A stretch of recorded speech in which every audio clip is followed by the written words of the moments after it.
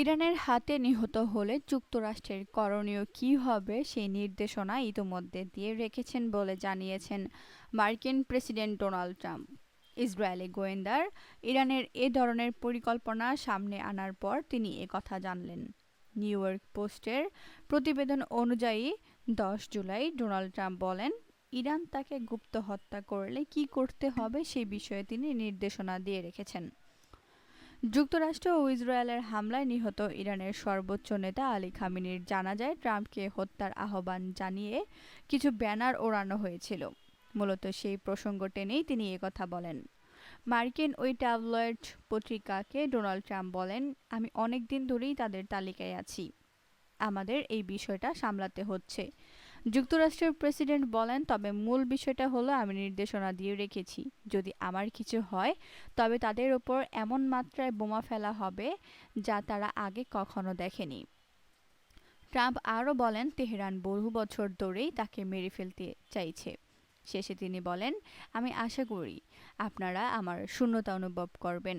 এছাড়া নিজের মালিকানাধীন সামাজিক যোগাযোগ মাধ্যম ট্রুথ সোশ্যালে দেওয়া এক পোস্টে ট্রাম্প বলেন, ইরানকে লক্ষ্য করে 1000 ক্ষেপণাস্ত্র প্রস্তুত রাখা হয়েছে। পাশাপাশি প্রয়োজন হলে সঙ্গে সঙ্গে আরও হাজার হাজার ক্ষেপণাস্ত্র নিক্ষেপ করা হবে।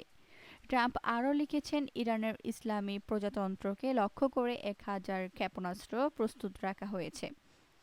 বিশ্বের বিভিন্ন স্থানে ইরান সরকার যুক্তরাষ্ট্রের বর্তমান প্রেসিডেন্ট এই ক্ষেত্রে আমাকে হত্যা বা হত্যার চেষ্টা করার যে হুমকি দিয়েছে, তারা যদি সেটি বাস্তবায়নের চেষ্টা করে তাহলে সঙ্গে সঙ্গে আরও হাজার হাজার ক্ষেপণাস্ত্র নিক্ষেপ করা হবে। তিনি আরও বলেন, এ বিষয়ে প্রয়োজনীয় নির্দেশ ইতোমধ্যেই দেওয়া হয়েছে। প্রয়োজনে মেয়াদ বাড়ানো হতে পারে। তবে অন্তত 1 বছরের জন্য মার্কিন সামরিক বাহিনী ইরানের সব এলাকায় সম্পূর্ণ ধ্বংসাত্মক হামলা চালাতে প্রস্তুত, ইচ্ছুক এবং সক্ষম।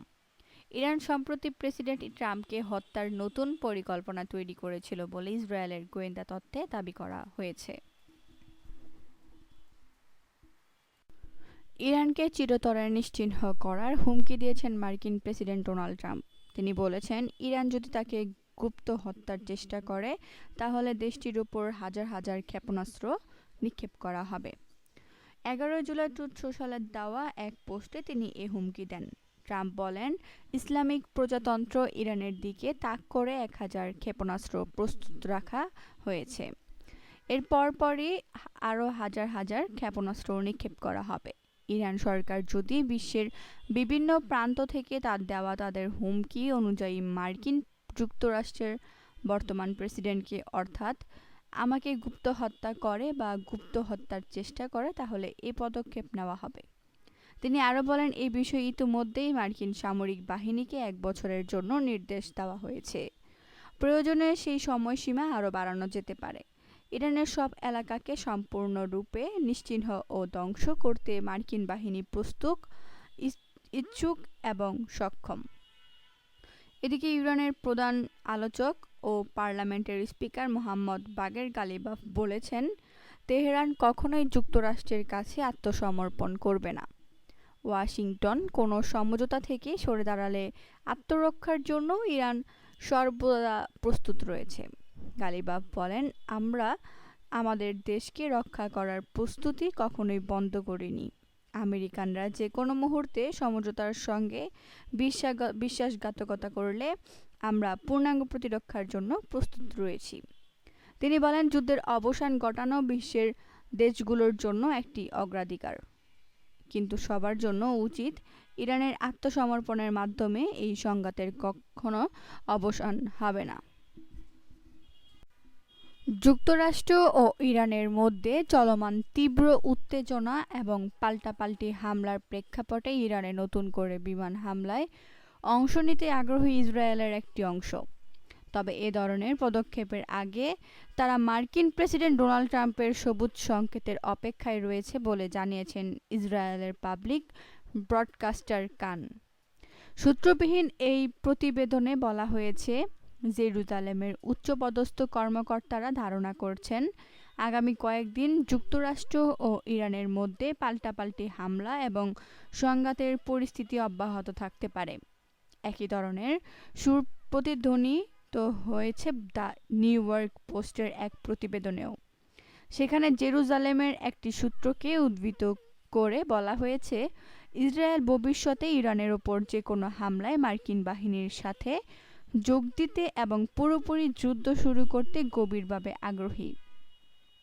যুক্তরাষ্ট্র ইরানে হামলা শুরু করার ঠিক আগের দিন অর্থাৎ গত বুধবার নাম প্রকাশে অনিচ্ছুক একটি ইসরায়েলি সূত্র জানায়, যদি প্রয়োজন হয় তবে তারা আবারও এই ধরনের সামরিক পদক্ষেপ নিতে প্রস্তুত রয়েছে।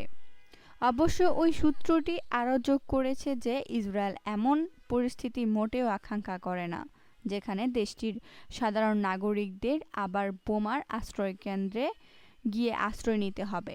তবে একই সাথে তারা ইরানে যা ঘটছে তা উপেক্ষা করতেও রাজি নয়। ফলে ইরানের বিরুদ্ধে দাঁড়ানোর জন্য যদি নাগরিকদের আশ্রয়কেন্দ্রে যাওয়ার মতো চড়া মূল্য দিতে হয় তবে ইসরায়েল সেই পরিস্থিতি মেনে নিতেও সম্পূর্ণ প্রস্তুত।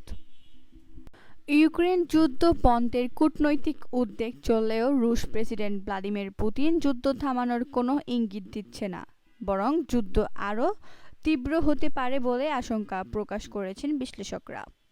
একই সঙ্গে ন্যাটোর সঙ্গে রাশিয়ার সরাসরি সংঘাতের ঝুঁকিও বাড়ছে বলে সতর্ক করা হয়েছে।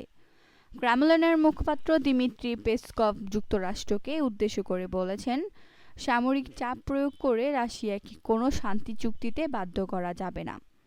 তারা দাবি, ইউক্রেনের হামলার জবাবে রুশ বাহিনী আরও এলাকা দখল করে নিরাপত্তা বলয় গড়ে তুলবে।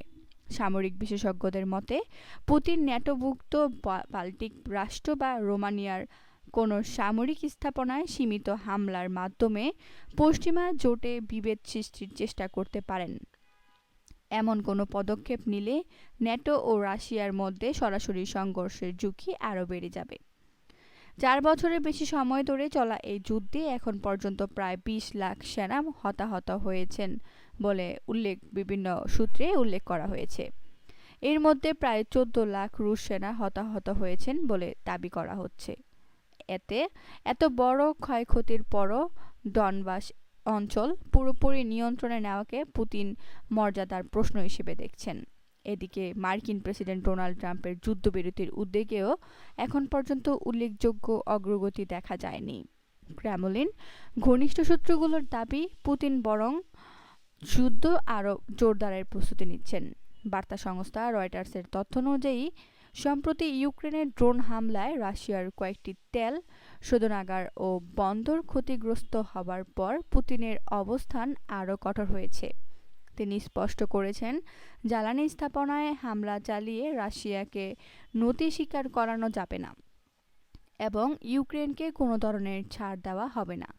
অন্যদিকে ইউক্রেনের আকাশ প্রতিরক্ষা জোরদারে পেট্রিয়ট ক্ষেপণাস্ত্র প্রতিরক্ষা ব্যবস্থা তৈরির লাইসেন্স দেওয়ার ঘোষণা দিয়েছেন ট্রাম্প। ন্যাটোর শীর্ষ সম্মেলনে ইউক্রেনের প্রেসিডেন্ট ভলোদিমির জেলেনস্কির সঙ্গে বৈঠকের পর তিনি এ ঘোষণা দেন। ট্রাম্প বলেন, এর ফলে ইউক্রেন নিজস্ব সক্ষমতায় পেট্রিয়ট প্রতিরক্ষা ব্যবস্থা উৎপাদন করতে পারবে। তবে নিরাপত্তার কারণে এসব ক্ষেপণাস্ত্র ইউক্রেনে নয়, জার্মানি বা অন্য কোনো ইউরোপীয় দেশে উৎপাদনের বিষয়টি বিবেচনায় রয়েছে। ক্ষমতাসীন ভারতীয় জনতা পার্টির ওপর নতুন করে ক্ষোভ ঝেড়েছেন পশ্চিমবঙ্গের সাবেক মুখ্যমন্ত্রী মমতা ব্যানার্জি। এ সময় তৃণমূল কংগ্রেসের নেতাকর্মীদের বিজেপি লক্ষ্যবস্তু বানাচ্ছে দাবি করেন তিনি।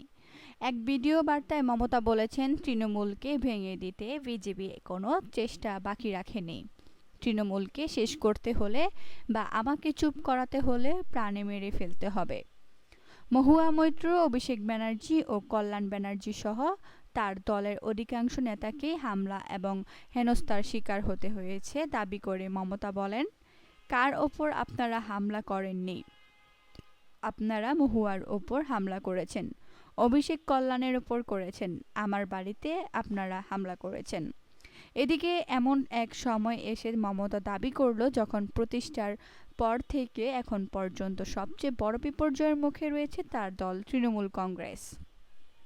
এছাড়া পশ্চিমবঙ্গের কিছু সরকারি বিশ্ববিদ্যালয়ে পরীক্ষামূলকভাবে মধ্যাহ্ন ভোজে ডিমের পরিবর্তে নিরামিষ বিকল্প চালুর সিদ্ধান্তেরও সমালোচনা করেন মমতা।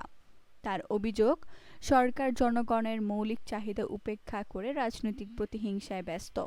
তিনি বলেন, স্কুলের শিশুদের মধ্যাহ্ন ভোজের ডিম দেওয়া হচ্ছে না, অথচ এইসব অদ্ভুত কাজ নিয়েই সরকার ব্যস্ত।